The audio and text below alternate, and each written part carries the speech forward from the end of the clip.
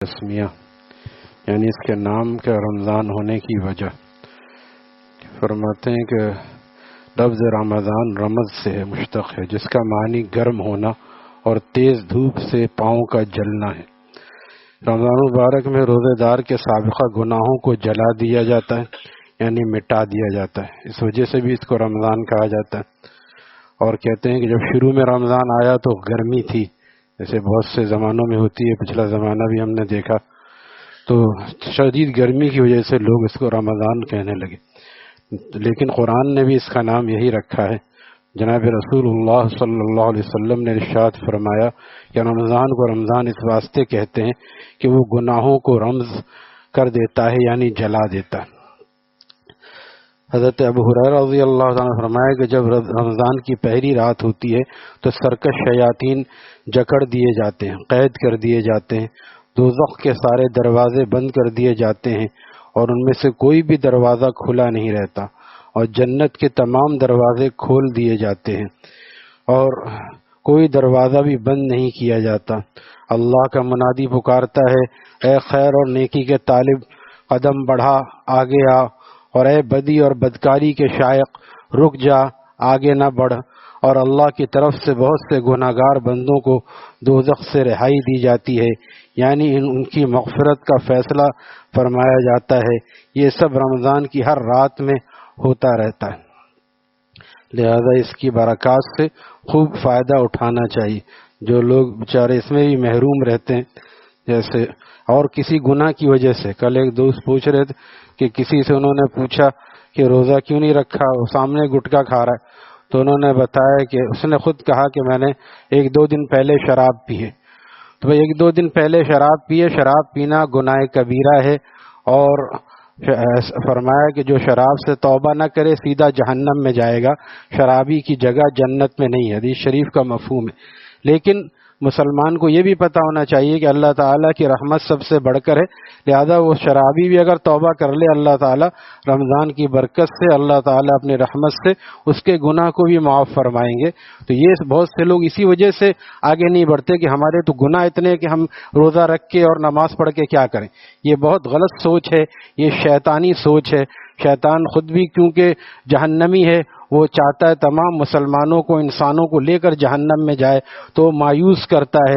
اس لیے اللہ تعالیٰ نے فرما دیا، لا تقنطوا من رحمت اللہ، اللہ کی رحمت سے ہرگز مایوس نہ ہو، مایوس نہ ہو۔ ہمارے شیخ و مرشد رحمہ اللہ تعالیٰ شعر فرماتے تھے کہ مایوس نہ ہوں اہل زمیں اپنی خطا سے، مایوس نہ ہوں اہل زمیں اپنی خطا سے، تقدیر بدل جاتی ہے مضطر کی دعا سے، تقدیر بدل جاتی ہے۔ وہ صحیح سے آدمی اللہ تعالیٰ سے اچھی طرح توبہ کرے تو اللہ تعالیٰ ضرور اس کے گناہوں کو معاف فرما دیتے ہیں۔ لہذا کوئی بھی ایسا گناہ نہیں ہے کہ آدمی سچی توبہ کرے اور اللہ تعالیٰ اسے معاف نہ فرمائے۔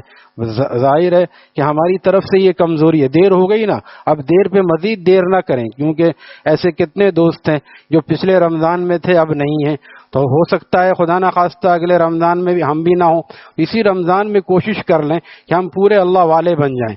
ہم نے یہ سوچا ہوا ہے کہ جب 70-80 سال کے ہوں گے تب ہم توبہ کریں گے۔ 70-80 سال کا ہونا کیا ہمارے اختیار میں؟ وہ جو صاحب تھے اتنے بوڑھے نہیں تھے، ہمارے دوستوں میں تھے، یعنی کبھی کبھی آتے تھے، لیکن بس وقت آ گیا تھا، چند کچھ عرصے بیمار رہے اور پھر اس کے بعد دنیا سے چلے گئے۔ ایک سے زیادہ افراد ایسے ہیں جو پچھلے رمضان میں یہیں بیٹھتے تھے اور آج وہ قبر میں لیٹے ہوئے ہیں، تو کیا معلوم کہ اگلا رمضان ہمیں ملے گا یا نہیں ملے گا۔ لہذا اس شیطان اس بھروسے پہ گناہ کرواتا ہے کہ ابھی تو لمبی زندگی پڑی ہے، یہی سب سے بڑا دھوکہ ہے۔ دنیا غفلت کی اور دنیا دھوکے کی پونجی ہے، اس میں آدمی اسی دھوکے میں پڑا رہتا ہے۔ اگر ان قبر والوں سے کہا جائے کہ چلو تم کو 2-4 دن کا وقت دیا جاتا ہے تو وہ کیا کریں گے؟ وہ آ کے گھر میں بیٹھیں گے یا دوستوں میں بیٹھیں گے؟ وہ سیدھے مسجد آئیں گے یا تسبیح اور قرآن لے کے بیٹھ جائیں گے کہ ہمیں تھوڑا سا وقت مل گیا ہے، ہم اس میں تیاری کر لیں۔ اگر آج ہمیں پتہ چل جائے کہ آج بدھ ہے، کل جمعرات کی شام کو ہمیں جانا ہے، تو ہم کیا کریں گے؟ ہم اپنے سامان خریدیں گے یا کل کا کا سامان کریں گے آخرت کا. لہذا کچھ معلوم نہیں ہے کتنے لوگ جو ہیں وہ اچانک ایمرجنسی ویزے آتے ہیں اور اللہ تعالیٰ کے پاس چلے جاتے ہیں. تو عقل مند وہ ہے جو ہر وقت تیار رہے. ہماری نمازیں مکمل ہیں, ہماری صورت اور سیرت نبی پاک علیہ الصلوۃ والسلام کی سنت کے مطابق ہے, اور استغفار ہم کرتے ہیں, کلمہ طیبہ کا ورد کرتے ہیں, درود شریف پڑھتے ہیں, سنتوں کا اہتمام کرتے ہیں, فکر آخرت ہے, کسی کا کھایا ہوا نہیں ہے, دبایا ہوا نہیں ہے. ایسا آدمی جس وقت میں بھی جائے گا کامیاب ہے.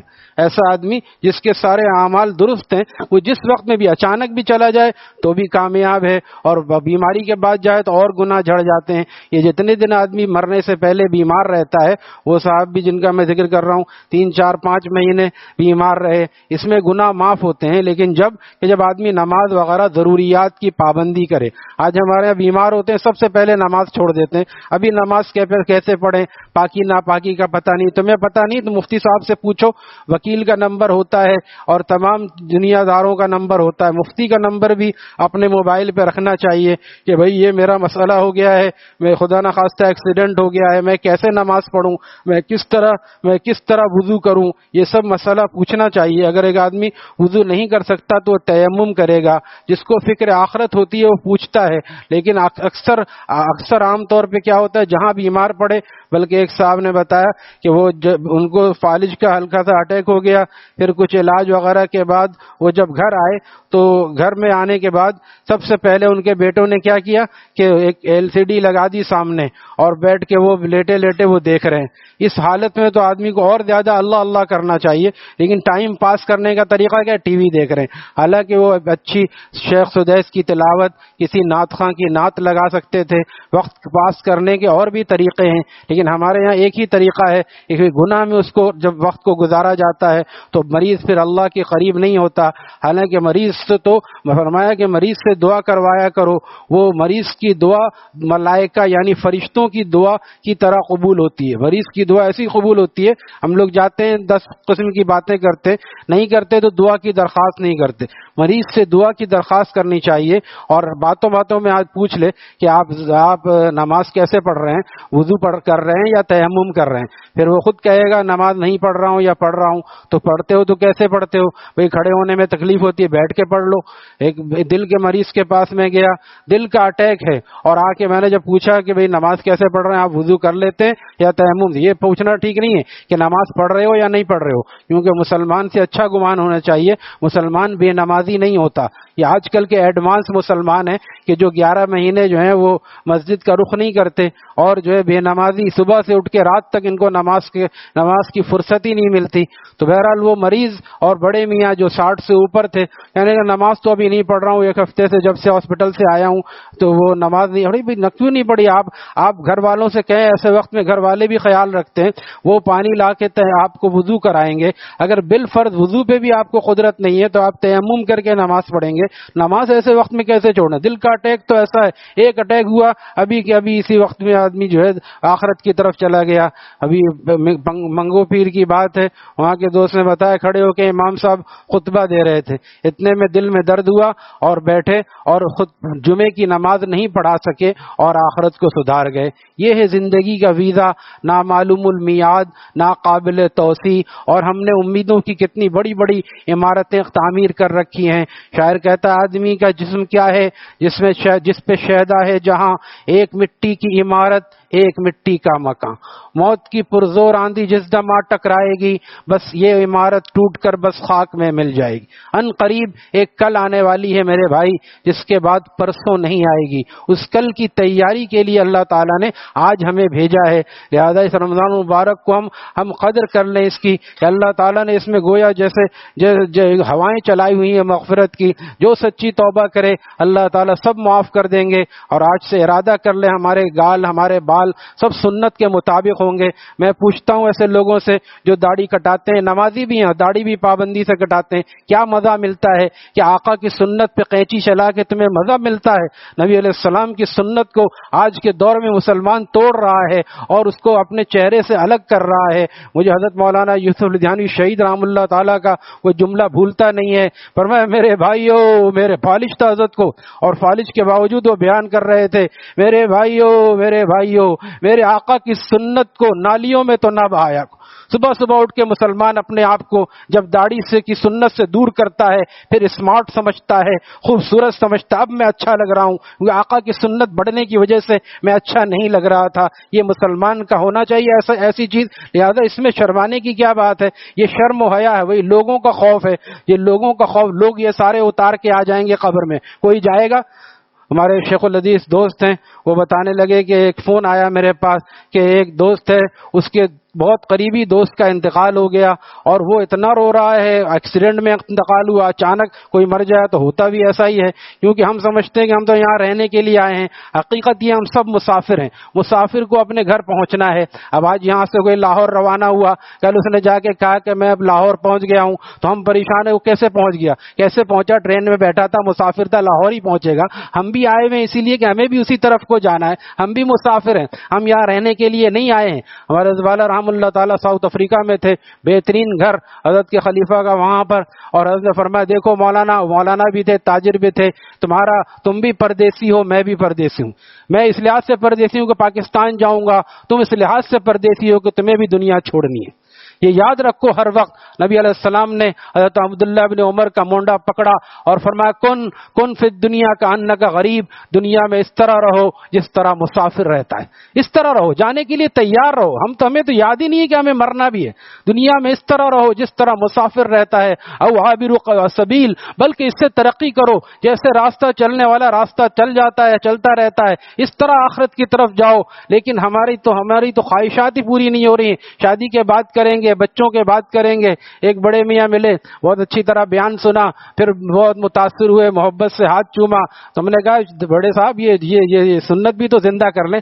کہنے یہ بچی کی شادی ہے، اس کے بعد ہم یہ سنت زندہ کریں۔ بچی کی شادی ہے، آپ کی شادی تو نہیں ہے نا، یہ کیا ہے؟ شیطان کیسے مارتا ہے؟ بڑے میاں ہو گئے، ان کو ابھی تک یہ کہ بچی کی شادی میں تو بزرگوں کو تو بزرگ نظر آنا چاہیے، بزرگوں کو تو بزرگ نظر آنا چاہیے۔ اب سنیے لطیفہ، حضرت شیروانی صاحب تھے، حضرت والا رحم اللہ تعالیٰ کیا رہتے تھے، تو انہوں نے خود کہا کہ حضرت آج عجیب معاملہ ہوا، بہت بڑے آدمی تھے وہ، بہت امیر کبیر آدمی تھے، حضرت کیا رہتے تھے صرف اللہ کے لیے، ان کا انتقال ہو گیا۔ حضرت والا رحم اللہ تعالیٰ نے پھر ان کی ساری وراثت ان کے بیٹوں کو بھیجی، حالانکہ انہوں نے کہہ دیا تھا میرا سب کچھ آپ کا ہے، لیکن حضرت والا نے جب ان کے بیٹوں کو وراثت بھیجی ہندوستان میں، تو وہ آ کے آپ دیدہ ہو کے اور کہنے لگے مجھے نہیں پتا تھا کہ ایسے حق دینے والے بھی آج کے دور میں زندہ ہیں۔